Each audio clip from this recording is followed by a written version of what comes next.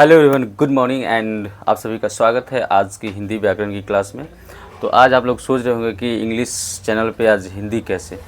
तो मैंने एक कंसेप्ट सोचा कि मतलब आज के बाद से कि मेरे चैनल पे हर प्रकार का वीडियो मिलेगा। जो भी जानकारी हमको लगेगा कि देना चाहिए वो सारे सब्जेक्ट की जानकारी आप लोगों के लिए लेके आता रहूँगा। तो इसलिए जितना हो सके इसको सब्सक्राइब करवाइए और सब्सक्राइब करें जो नए लोग देख रहे हैं और अपने रिलेशन में इसको भेजिए। तो आज की जो हम लोग क्लास शुरू करेंगे वो क्या है, हमारा आज हिंदी व्याकरण का है। और ये जो है 10th और 12th दोनों के एग्ज़ाम में काम आ सकते हैं।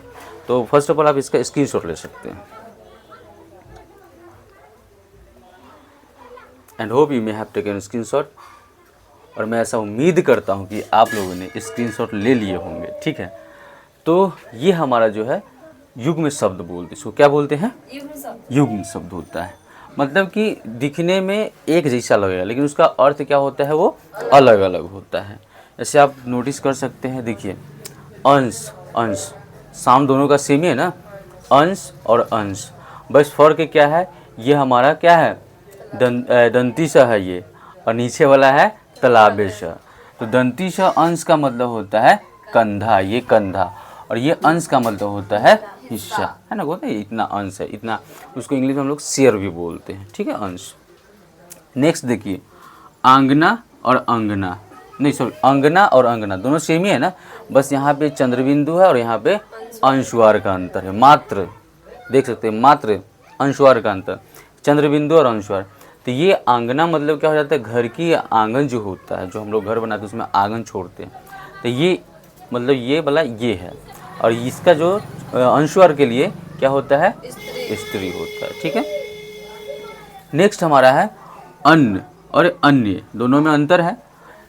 अन्न इसमें क्या है, अन्न अ आधा न, इसमें क्या है अ आधा न य, प्रोनाउंसिएशन दोनों का हल्का हल्का मिलता है, अन्न अन्य, है ना।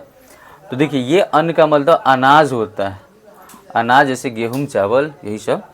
और ये अन्य, अन्य मतलब क्या होता है, दूसरा। ये अन्य लोग का काम है, हम लोग का काम नहीं है ना।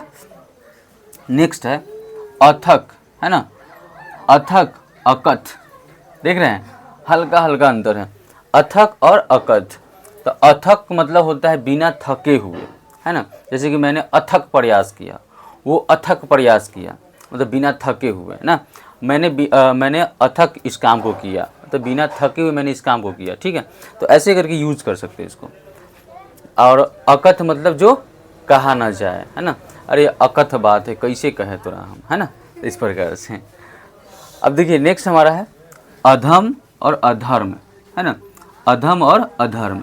तो अधम का मतलब होता है नीच, क्या होता है, नीच, और अधर्म का मतलब होता है पाप। ठीक है, जैसे नीच होता है, नीच का मतलब हम किसको बोलते हैं, जो थोड़ा सा दुष्ट काम करते हैं, बोलते हैं कि तुम बहुत नीच है, गिरल आदमी है, बोलते कि नहीं बोलते हैं। तो अधम और अधर्म, अधर्म मतलब पाप, अधर्म मतलब पाप, अधर्म, अधर्म मतलब पाप, अधर्म कहेंगे तो हम हम धर्म की बात बोल रहे हैं।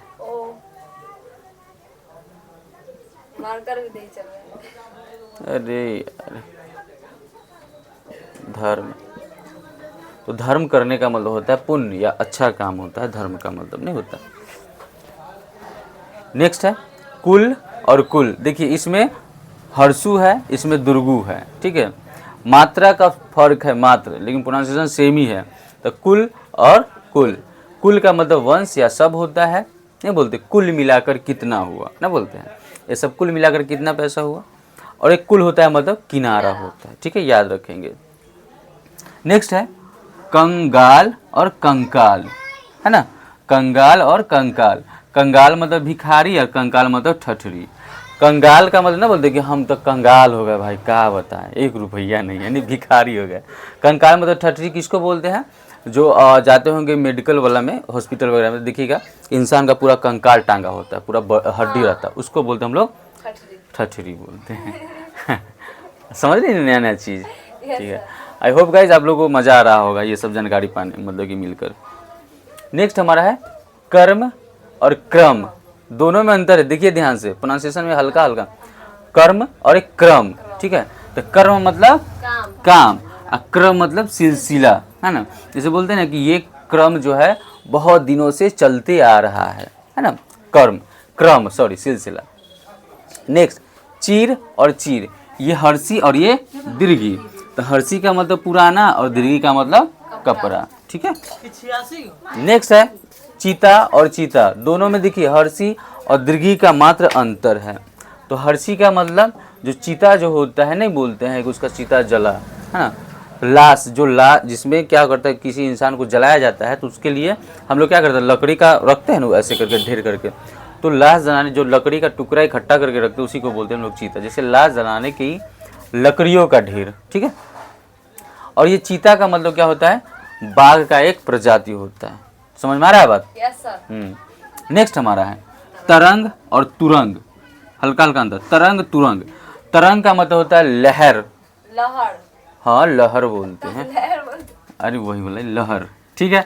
और तुरंग का मतलब घोड़ा, तबरक तबरक तबरक, ठीक है। और संस्कृत में जाइए तो अश्व, अश्व मतलब भी क्या होता है, घोड़ा होता है। उसको हम बाजी भी बोलते हैं, बाजी मतलब भी घोड़ा होता है, पर्यायवाची अगर निकालते हैं तो, ठीक है। चलिए देव और दैव, ये क्या है, देव है और ये दैव है। तो देव मतलब होता है देवता, भगवान जी प्रभु जी बोलते हैं जिसको देवता। और दैव का मतलब होता है भाग। और इसी पे दैत्य लगा देंगे तो दैत्य, दैत्य का मतलब हो जाएगा राक्षस, हाँ दैत्य, दैत्य मतलब राक्षस।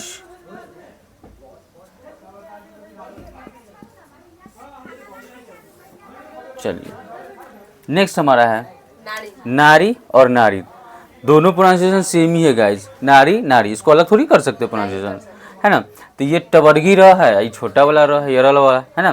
तो ये नारी मतलब स्त्री और ये नारी मतलब नब्ज। अब नब्ज क्या होता है पता? नहीं पता।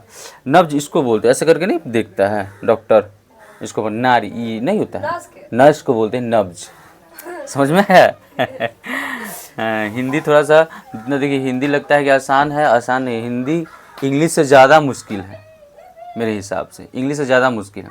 क्योंकि इंग्लिश जो है हम लोग प्रैक्टिस करके सीख सकते हैं, लेकिन आपको क्या है हिंदी में ऐसा ऐसा शब्द मिलेगा जिसका आप अंदाज़ा नहीं लगा सकते इसका मतलब ये हो सकता है। जैसे बताओ पत्थर को हम लोग क्या बोलते हैं, एकदम शुद्ध हिंदी में, शुद्ध हिंदी में क्या बोलेंगे पत्थर, गाइस कमेंट कीजिए आप लोग।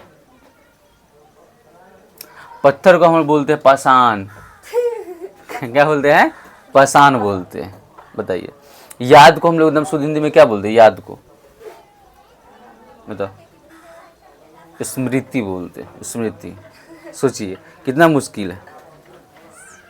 दो चक्का को हम लोग क्या बोलेंगे, दो चक्का को? बाइक। बाइक तो इंग्लिश हो गया। कमेंट कीजिएगा आप लोग। दुई चक्का बोलते हैं दुई चक्र वाहिनी। क्या बोलते हैं? दुई चक्र वाहिनी। बताइए एम्बुलेंस को हिंदी में क्या कहते हैं? आप लोग बताइए, कमेंट कीजिएगा। एम्बुलेंस को हिंदी में क्या कहते हैं?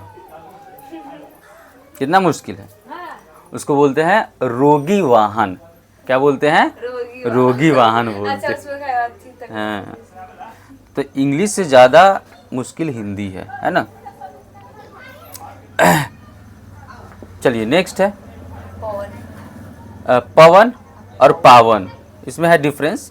पवन इसमें आकार है, तो पवन मतलब हवा है ना, और पावन मतलब पवित्र है ना। नेक्स्ट है और लास्ट है प्रणाम और प्रमाण, है ना। प्रणाम और प्रणाम। तो प्रणाम का मतलब ये वाला नमस्कार प्रणाम, ठीक है। और ये प्रमाण का मतलब होता है सबूत। तुम्हारे पास क्या प्रमाण है कि मैंने ऐसा किया, नहीं बोलते हैं, क्या सबूत है। तो इस प्रकार से आज युग्म शब्द मैंने सीखा जो काफ़ी इम्पोर्टेंट है, काफ़ी महत्वपूर्ण है, और आपके जो परीक्षा होंगे उसमें ये ज़रूर काम आ सकते हैं। तो इसको याद कीजिए, और जो वॉच कर रहे हैं, जो हमारा वीडियो देख रहे हैं, वो अपने सगी संबंधी को भेजिए, है ना। और जितना हो सके इसको सब्सक्राइब करवाइए, और नए नए जानकारी मैं ज़रूर लेके आऊँगा हमेशा। मैंने सोचा है कि इस चैनल पर केवल इंग्लिश ही नहीं, मतलब आई थिंक कि ऑल सब्जेक्ट लाने का प्रयास करो। जो भी जानकारी हमको लगे कि देना चाहिए वो एग्ज़ाम से रिलेटेड जानकारी आप लोग को देते रहेंगे। साथ साथ जीके के यानी जनरल नॉलेज भी हम जल्द लेके आने वाले हैं। एकदम शॉर्ट ट्रिक में रहेगा, ऐसा ट्रिक रहेगा कि एक बार बताएंगे और वो उसी समय याद हो जाएगा। तो आई होप आपको, मतलब ऐसा मैं आशा करता हूँ कि आपको ये हिंदी की क्लास समझ में आया होगा। तो फिर मिलेंगे हम लोग नेक्स्ट वीडियो में, तब तक के लिए जय हिंद जय भारत।